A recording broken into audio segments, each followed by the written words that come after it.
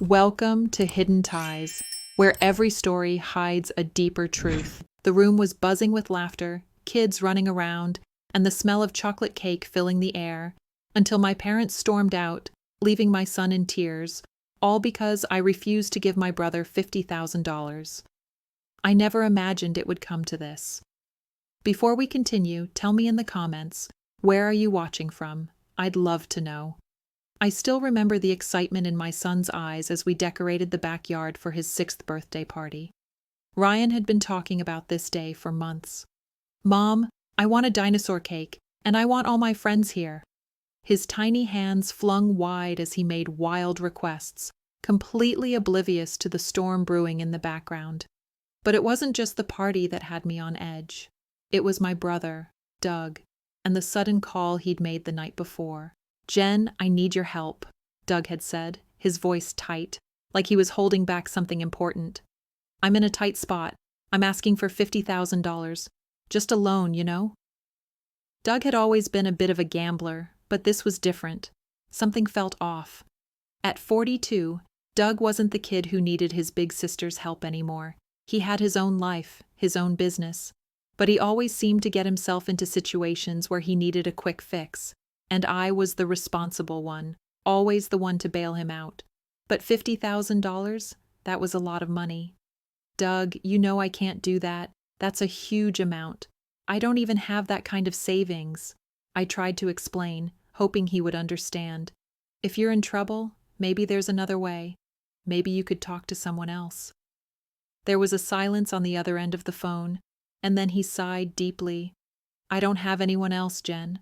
I wouldn't ask if it wasn't serious." I knew he was in trouble, but I also knew that if I said yes this time, he'd be back next month asking for another $50,000, and it would never end. "I'm sorry, Doug. I can't help you this time. Not like this." That was the moment I knew things were about to get ugly, but I didn't expect what happened next. The morning of Ryan's party was supposed to be a celebration. We had planned everything so carefully. Balloons, games, the cake, all the things that make a 6-year-old feel like the center of the universe. But just as I was getting the last batch of cupcakes ready, my parents arrived early. They were quiet, a little too quiet. I should have known something was off. "Mom, Dad, over here." Ryan ran up to them, his face lighting up. They smiled weakly, and my dad gave Ryan a quick hug, but my mom didn't look at me at all. Her eyes were focused elsewhere, not even acknowledging the effort I had put into making this day special for her grandson. "Hey, I need to talk to you for a minute," my dad said, pulling me aside in the kitchen. I already knew what this was about, the conversation I'd been dreading. "Jen," he started, his voice quieter than usual. "You know Doug, he's in a tough spot. He really needs that money. He's counting on you." I shook my head, trying to keep my emotions in check. "Dad," I said, "no. I can't just hand him $50,000. It's not good for him, and it's not good for me." "Jen, you're his sister. You know how he is. He's never asked for anything like this before. Please, just help him out. He'll pay you back." I felt my heart rate spike. This wasn't just about money. It was about family loyalty. It always had been. Doug had always relied on me and my parents. Well, they always sided with him, even when he made bad choices. I had seen them cover for him too many times. I let out a shaky breath. "Dad, if I say yes this time, I'll be stuck in this cycle. I'll be giving him money every time he needs it. You know it'll never end." "But he's family." My dad's face tightened. "You know how hard things have been for him, Jen. What's $50,000 between family?" I stood there staring at my dad, unable to believe what I was hearing. My parents, my own parents, were pressuring me to throw away everything I had worked for, everything I had built just to help Doug get out of another mess. And for what? So he could continue to make the same poor choices over and over again? "No," I said firmly. "I won't do it. I've worked too hard for this."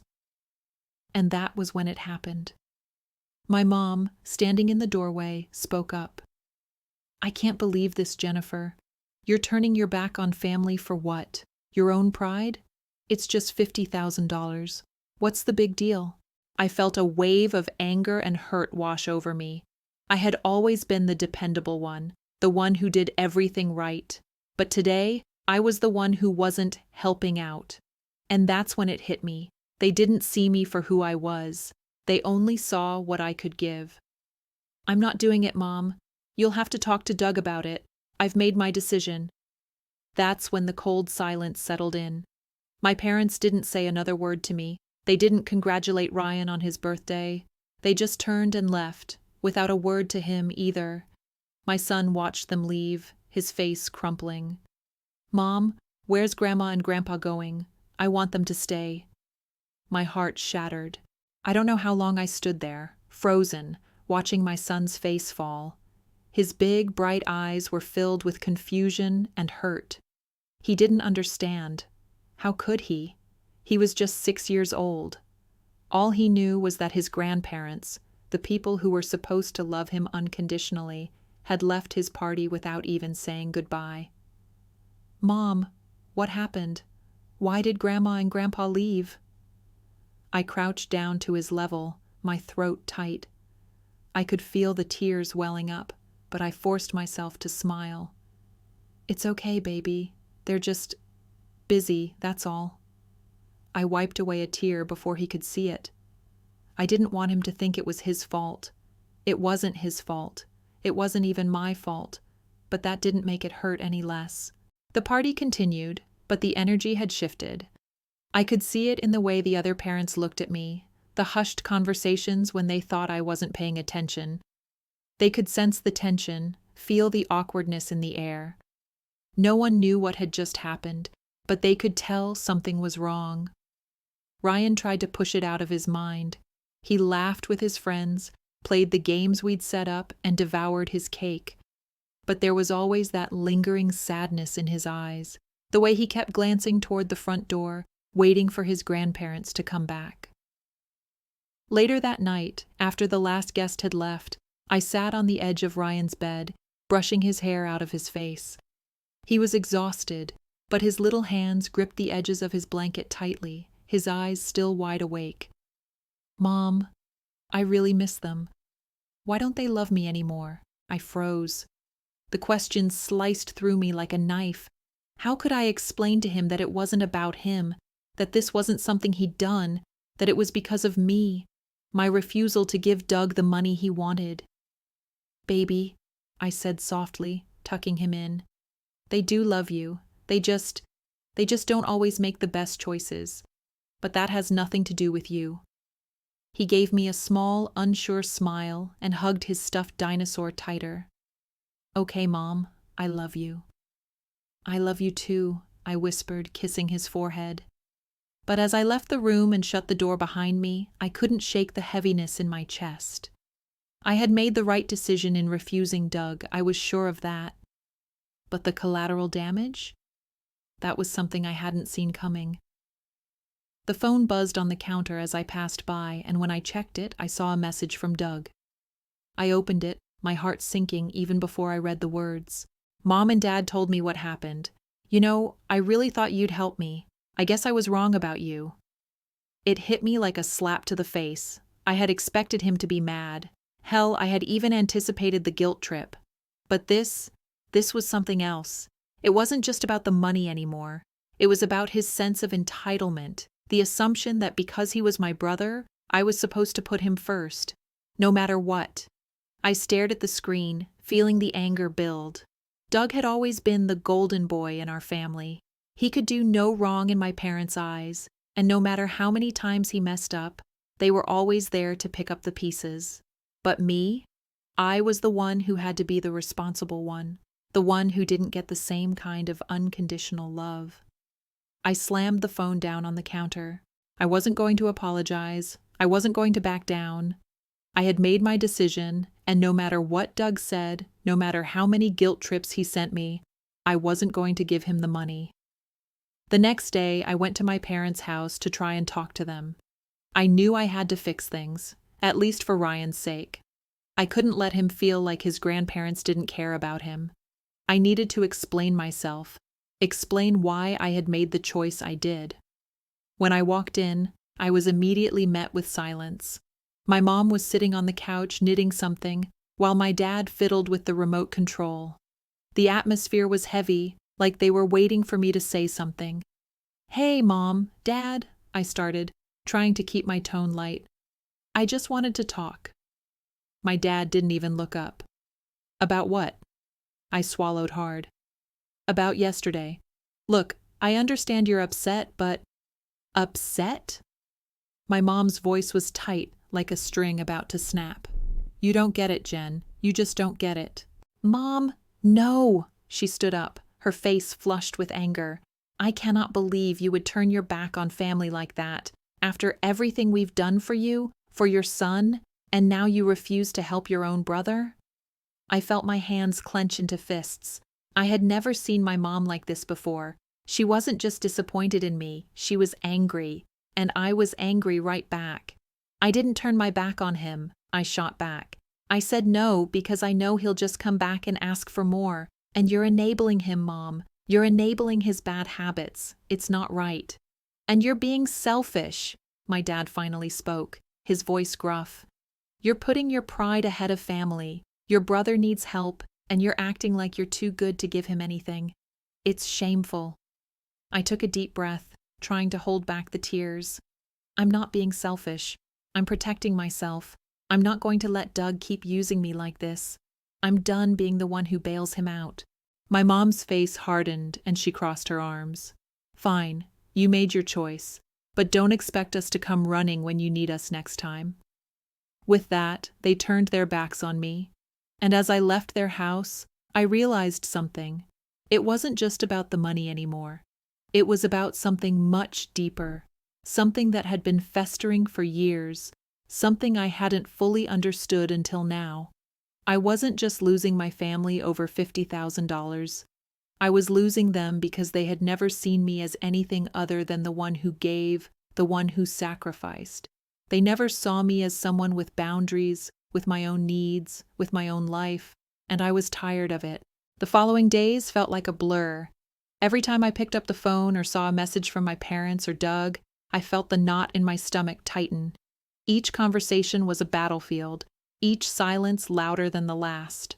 My son, Ryan, seemed to pick up on the tension in the house. He'd ask about Grandma and Grandpa, why they didn't come over anymore, why they hadn't called. It was heart-wrenching to watch his face fall every time. He was too young to understand what was going on, but he wasn't blind to the change. And as much as I tried to shield him from the fallout, I couldn't help but feel the weight of the rift growing between me and my family. One night, I found myself sitting in the living room long after Ryan had fallen asleep. The house was quiet except for the occasional creak of the floorboards, and for the first time in days, I felt a wave of exhaustion hit me. I had been so caught up in the fallout of my decision that I hadn't even realized how drained I was. The weight of it all, my parents' anger, Doug's passive-aggressive texts, and the pressure to make everything right for Ryan, had taken its toll. I stared at the text from Doug that had come in just a few minutes earlier. "You really need to think about where your loyalties lie. I thought you cared about family. Apparently, I was wrong." I could almost hear his voice in my head, and it made my skin crawl. Doug had always been able to twist the knife in just the right way, making me feel guilty for every choice I ever made. I wasn't about to let him do it again, but the words stung all the same. I set my phone down and grabbed the notebook that had become my outlet during this whole mess. Writing had always helped me clear my mind, especially when emotions were running high. But tonight, as I started jotting down my thoughts, something hit me, something I hadn't fully acknowledged before. I wasn't just upset about the money, about the way Doug was trying to manipulate me into giving him something I couldn't afford. I was angry because my family had never really seen me. Not for who I was, not for what I had built on my own. They saw me as a means to an end, someone who could be counted on to fix everything, no matter the cost. And now, because I had chosen not to help Doug, I was suddenly the bad guy. I closed the notebook and sat back, letting the quiet wash over me. The storm in my mind hadn't cleared, but at least now I knew what I needed to do.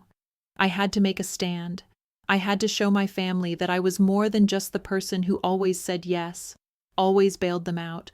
I wasn't their safety net anymore. I was Jen, and I was worth more than that. The next morning, I decided I had to confront my parents again. Not for me, but for Ryan. He deserved to have a relationship with them, despite everything that had happened. I wasn't going to let their stubbornness rob him of that, but when I walked into their house, I could immediately feel the tension. My dad was sitting in his usual chair, eyes glued to the TV, while my mom was busy organizing a pile of bills on the kitchen counter. They didn't even look up when I entered.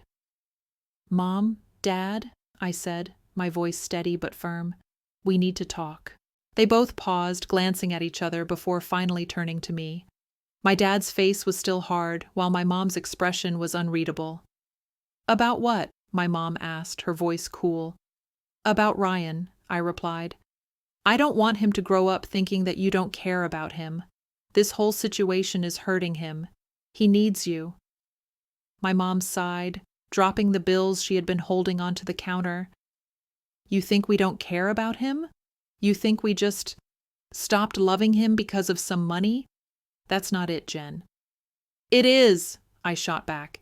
"It's about more than the money. You're treating me like I'm the villain here. I made a choice, a hard choice, but it was the right one.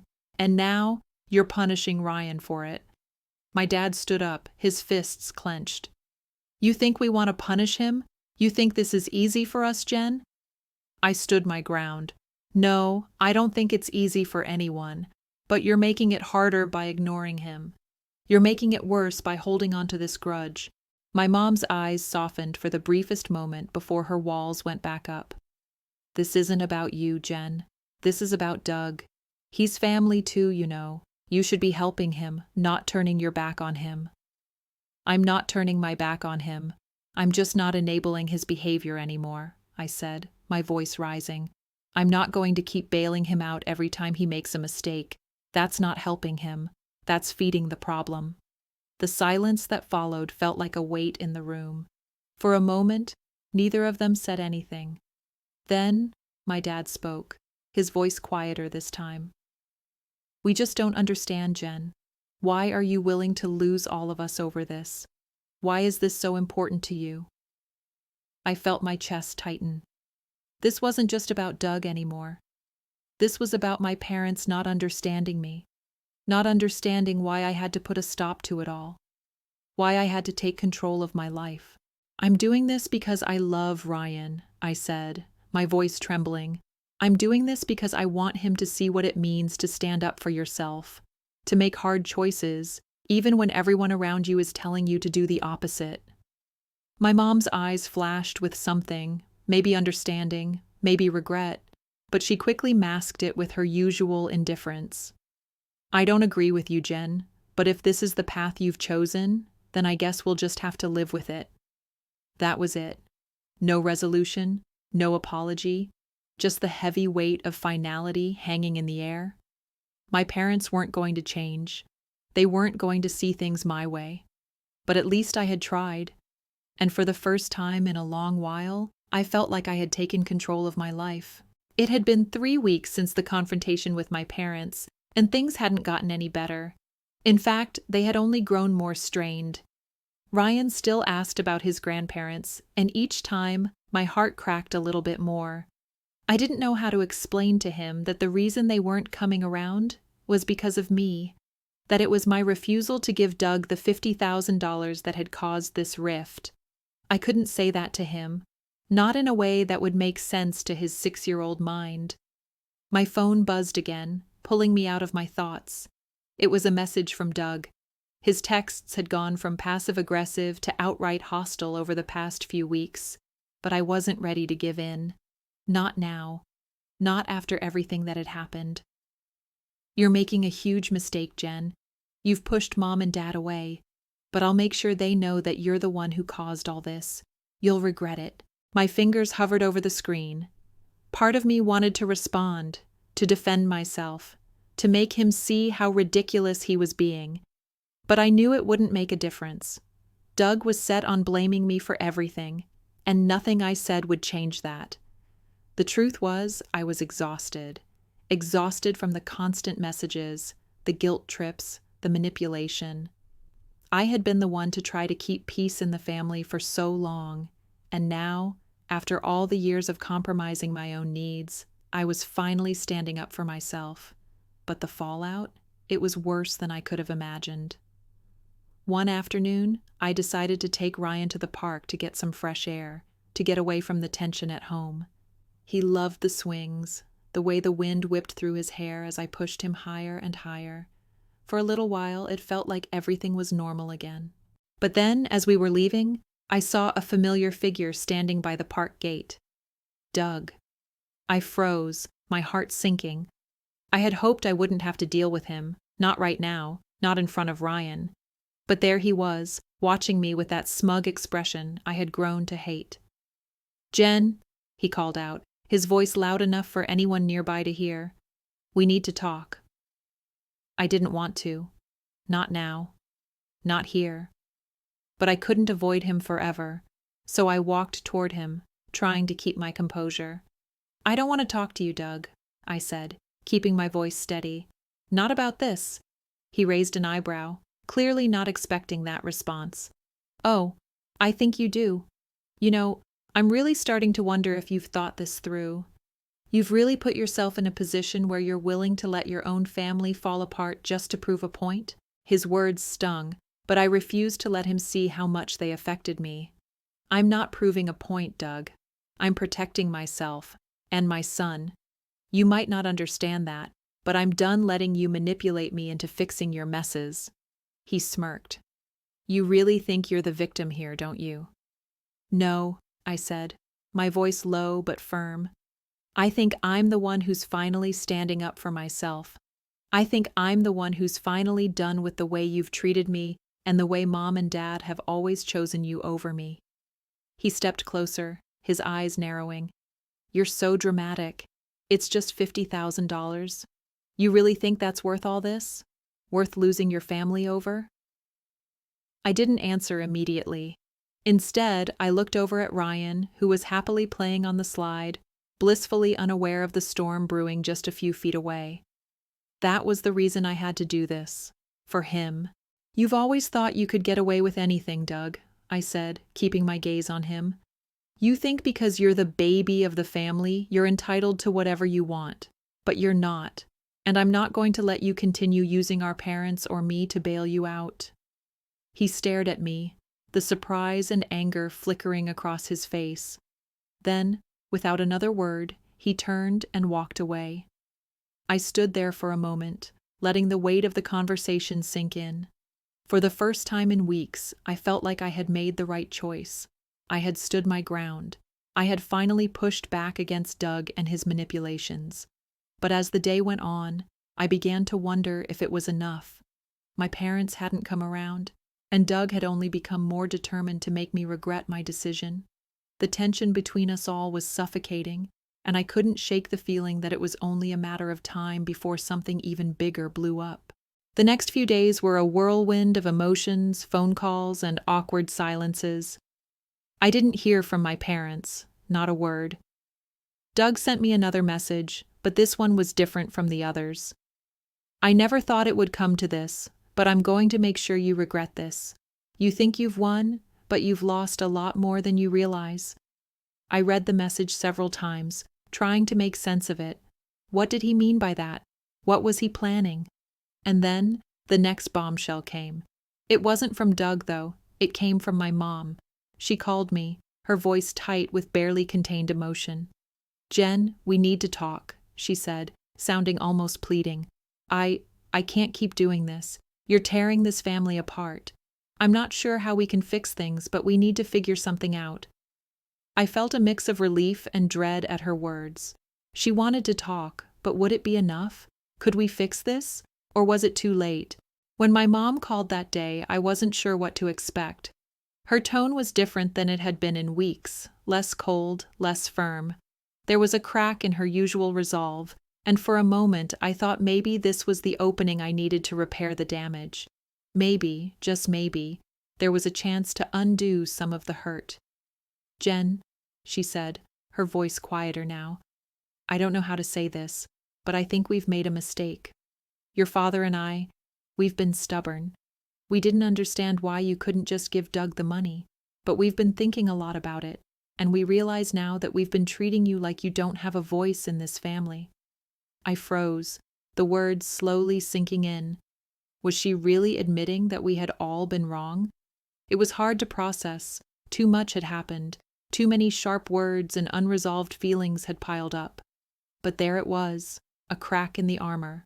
We've put you in an impossible position, Jen, she continued, her voice thick with emotion.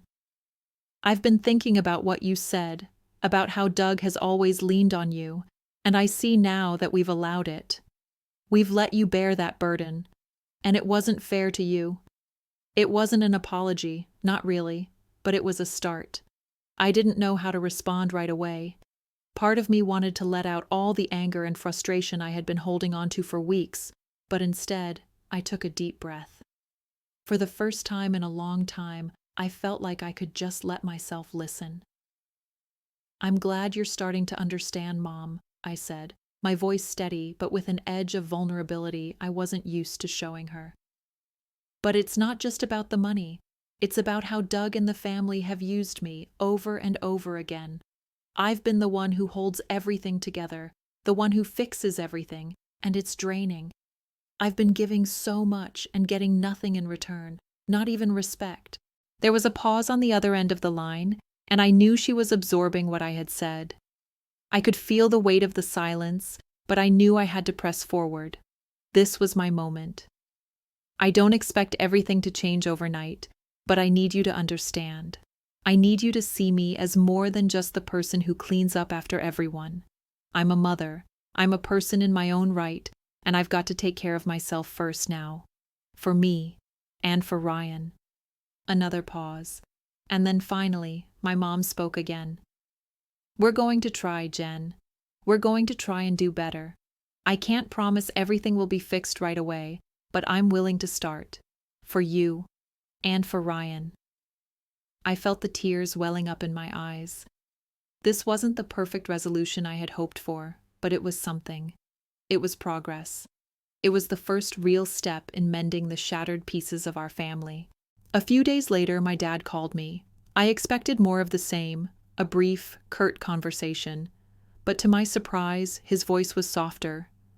Jen, he started, I know we've been hard on you. We've been wrong about everything. I don't want to keep fighting. I want to be part of Ryan's life.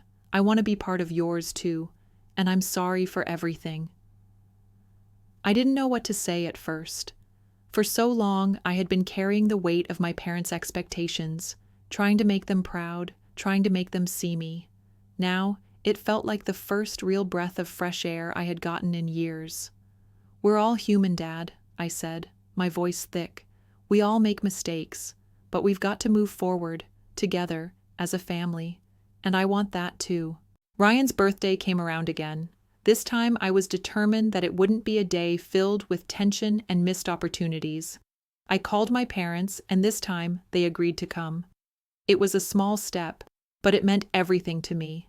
The healing was happening, slowly but surely. On the day of the party, I was in the kitchen preparing the cake for Ryan when I heard the doorbell ring. I knew it was them. My heart pounded, but it wasn't fear anymore. It was anticipation.